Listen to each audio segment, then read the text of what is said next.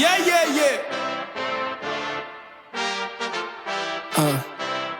Way too risky, way too fly, too pimpsy. Wait, don't miss me. Wait, not high enough, stay in your clash. I came through buying up, left out bags. I ain't too fond of the fakes. Grass ain't got no snakes. Everything trim, I'm sliding on days. Everything him, I'm trying to be great, but I fall back quick, quick, quick. Ride, pop off, go in, slide. Electric Tesla, moving silence, better get blessed up. I ain't impressed when you talk about what you gon' do, boy, you gon' have to back it. Really ain't doing no back and forth. Only thing I know is action. Right now. At sa mga homies, so may panibago na naman tayong project. Project natin ngayon is Honda CR-V. So, ang concern ni boss kanina, medyo sumaside na yung luma niyang exhaust system.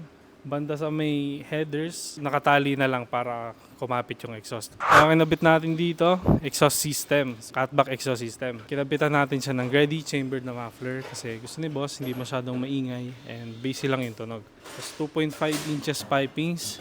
Tapos kung mapapansin nyo dito, may resonator pa rin tayo nilagay. So hindi tayo tatanggal yan kasi pag tinanggal natin yan, iingay lang yung sasakyan, mawalan siya ng hatak. Tapos dito naman, naglagay din tayo ng flexible pipe since isa rin sa mga concern ni sir, malakas yung vibration nung exhaust niya. So ngayon, painggan na natin ang magiging tunog nito.